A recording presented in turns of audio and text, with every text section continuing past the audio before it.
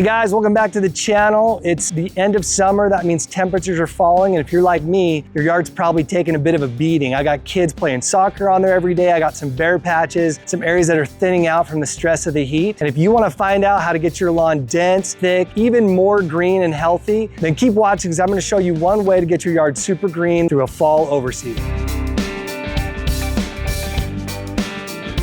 All right guys, one of the main reasons to do a fall overseed is number one, in the fall, it's the peak growing season for cool season grasses. And in the fall, the temperatures are low and the weed pressure is also really low in the fall, and that makes it a fantastic time to grow new grass. Now, the second reason for a fall overseed is throughout the summer, if you're like me, you got kids. Kids are playing on the grass, they're tearing it up. I've got some areas that have been trampled. You can see my soccer net back there. Kids are playing goalie. The grass will thin out because of the stress of the heat. And you might get some bare spots, which I have in my yard as well. And the third reason is you may just want to darken up your grass. Fall is a great time to add in some new cultivars of grass to your lawn. And so today I'm going to be adding some perennial ryegrass, specifically Hattrick and Fireball, two of the darkest perennial ryegrasses that you can add to your yard to add an additional shade of green, make it look absolutely gorgeous. Okay, I'm gonna show you how to do the fall overseed in just a few easy steps. And the very first step is we're gonna scalp the lawn.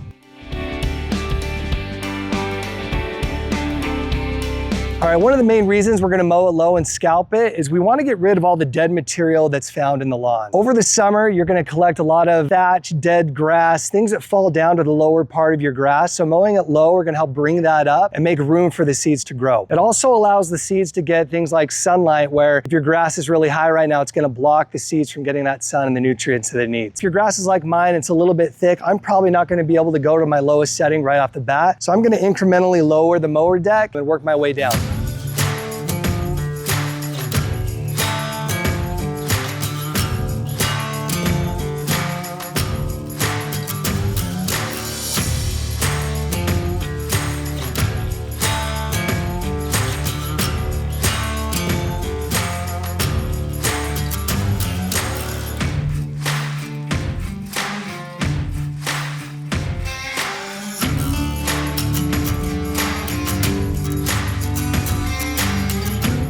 I just finished scalping, and what's kind of crazy is how green my grass was when I started, but now once you scalp it, you kind of see the areas that were struggling underneath. I mean, I got some big yellow spots, and just fair warning, when you scalp your yard, it is gonna beat the crap out of it. So that's totally normal, don't stress. It's gonna be just fine in about 10 to 14 days, but right now it's a little bit beat up. You can see all these different yellow spots, quite a bit of stress down by these roots. We're gonna be getting all this thatch out. I did make one mistake though. I have some rain gutters where the spouts come out, and I typically can mow over this just fine when I do it at 3 inches, but at 1.5 inches, it will just eat that thing up. Look at all the yellow over here. Man, you probably noticed I did not do multiple passes. I just did a single pass and just stopped and bagged about every row. And where we're gonna dethatch here soon, I'll just collect the rest of the material when I pick up the stuff that I pull out with the dethatch. Also, our bag count is currently at 3 just from mowing. Let's see what we get it up to. All right, we finished our low mow, we've scalped it. So the next step is now to dethatch and scarify. In the process of overseeding, outside of actually laying the seed down, this is probably the most important step of the entire process. Do not skip this step. The dethatching, scarifying, aerating phase is where you go down to the bottom layer of the grass. It's called the thatch layer, where you have kind of this spongy layer where dead material has collected over the course of the season. When you dethatch, you're pulling that material out and you're clearing room and space for the new seeds to start growing so they don't get crowded out. You can go out and rent an aerator if you haven't done it recently, or if you have compaction. But one tool that I love to use is this Sunjo. It has a Scarifier attachment. If you'll come look right here on the bottom, when you dethatch, there's an attachment where it's skinnier little tines on here, but this has more of a blade format where it's gonna cut into the soil. And I love this because it kind of kills 2 birds with 1 stone. You're gonna rip through that thatch layer, pull up the thatch. You're also gonna kind of scar up your soil, giving your baby seeds a perfect little bed to increase that seed to soil contact. You're gonna wanna start by going one direction on your first pass, bag it all up, and then turn and go perpendicular and do a second pass and bag it all up. And you'll be surprised how much comes out on that second pass.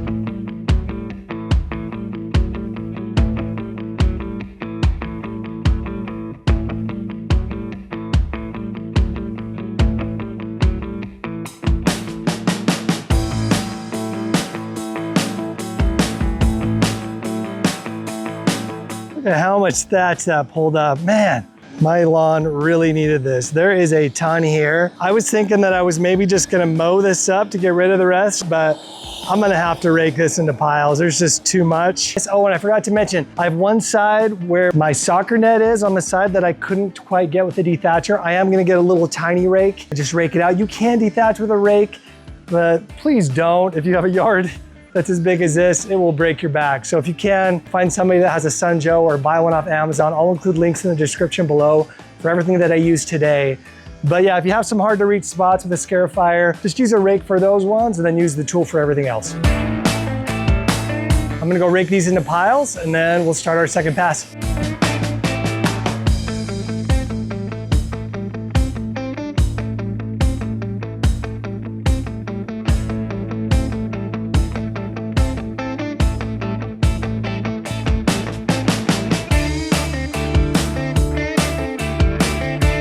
Bag count, we are at 6.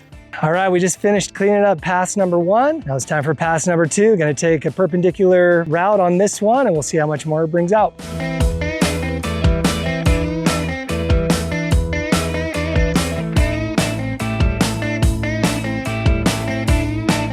All right, this is after pass number 2. Man, still so much stuff. It's just crazy that this stuff collects over a single season. Time for cleanup round 2, let's go.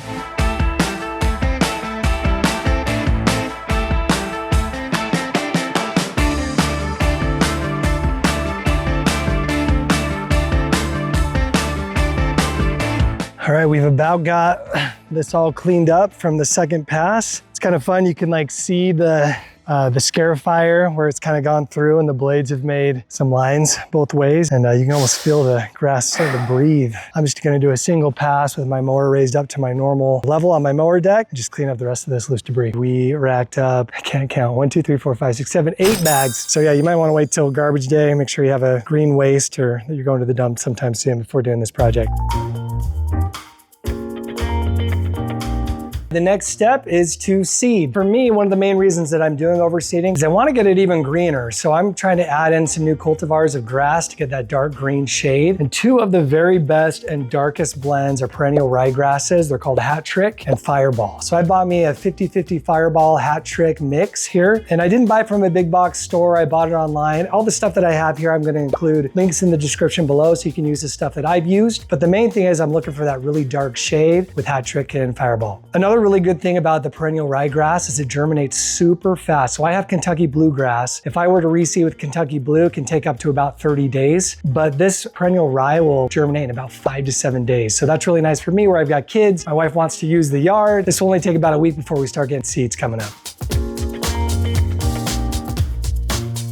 Okay, so for the application rate with overseeding, it's gonna be less than if you're seeding a brand new lawn. So on here, it does give a rate of about 7 to 10 pounds per 1,000 square feet. This is a 10-pound bag. I'm not gonna do nearly that much. I'll probably do half that, so about 5 pounds per 1,000 square feet. My yard's about 1,500 that I'm doing, so I'm probably gonna do about 7.5 pounds total, about 3/4 of this bag. But if you're doing this for the first time, you might wanna actually measure this out, make sure you have just the right amount so you're not wasting a bunch of seed. Last thing, I am gonna use a hand spreader. You can use a push spreader if you want. I feel like I get a little bit more control with a hand spreader. Also around the edges, you might want to use your hand. And I've got a couple bare spots that I'm going to show you where I am going to just get some handfuls, put it over and show you how I apply those differently from the rest of my yard, but let's get out there and do it. We're just going to turn this all the way down, probably go one direction and then go the other direction just until we've used it up.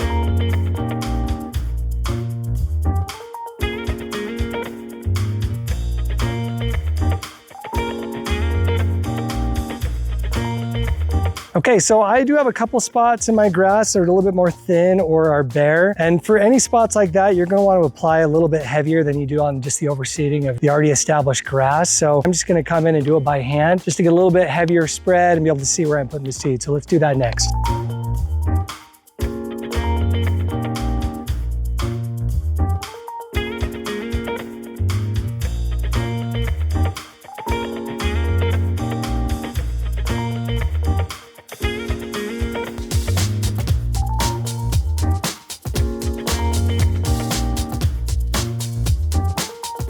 Okay, we've now applied seed to the whole yard. The next step is you want to make sure you have really good seed to soil contact.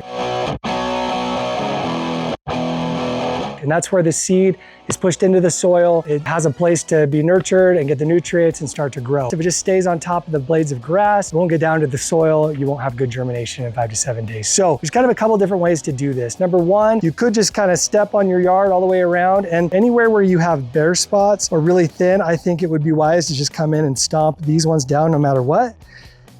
But for the rest of your yard, there's kind of a couple ways you can do it. You can take a rake and just kind of agitate your grass, help the seeds fall down into the soil, or you can use something like a yard barrel, something that rolls over and just kind of pushes that seed down into the soil. Today, we're gonna use a peat moss spreader as a way to put pressure on the seed. So we'll roll that anywhere that I haven't already stomped down with my own feet.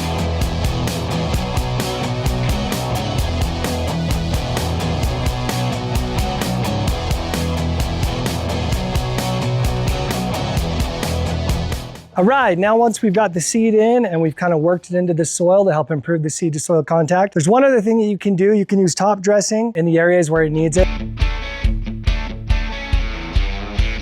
In my yard where I'm overseeding and it's already pretty well established, I'm not gonna need top dressing in most of my yard, but some of these spots that are barren, where I'm kind of reseeding an entire patch or they're really thin, using a top dressing like peat moss can be really beneficial to help improve, again, that seed to soil contact, but also to help protect it so the seed doesn't blow away, doesn't get washed away, and the birds don't come and eat it. We'll show that right now. Okay, so when you do the peat moss, really you can just kind of get in here and get a handful or so, and then just kind of work it over the spot. You really only want about 1/4 of an inch of peat moss. You don't want to do so much that you're totally burying the seeds, but just enough that it's protected.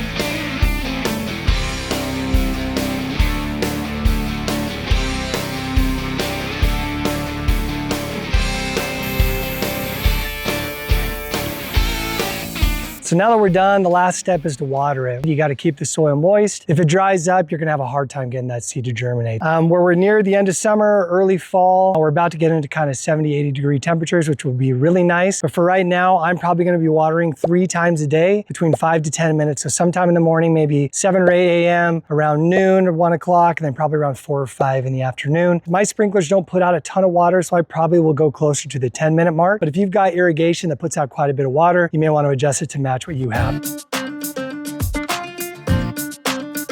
And one other thing that you can do if you want is you can apply a starter fertilizer. I would say to wait at least a week, just so that your existing grass doesn't grow so fast that it crowds out the seeds that are trying to grow. So I'm gonna water this bad boy for about a week and we'll take a look and see what we've got. Okay guys, it's officially been 10 days.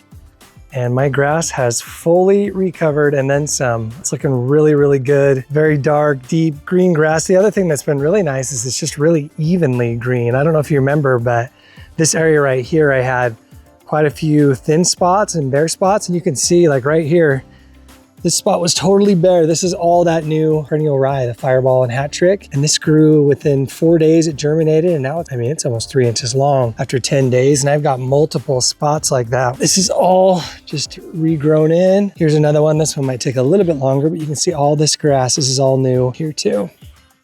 Here's a view of this little side yard. Again, just deep, dark green and even. I love seeing that. No more bare, thin spots that there was when I first started this project. So it is looking really, really good. All right, guys, that's it. That's how you do a fall overseed. So it's 7 days. I went back to my normal watering schedule. No more watering 3 times a day. And I'll wait till day 14 to go and mow it, just to give those seedlings a little bit more time to grow and get established. But yeah, if you want a beautiful, dark green, dense, thick, healthy yard, a fall overseed is the way to get that done. If you like that video, be sure to like, subscribe, and follow our channel so you can be notified every time we put out content like this. And once you've finished your fall overseed, the next step is to keep this grass green and beautiful and get it geared up and ready for spring. And one of the ways you do that is through using the proper fertilizer. If you haven't seen it, watch this video right here where I talk about a fertilizer that helps your grass get super green, super fast, and stay that way through the rest of the season. And we'll see you over there.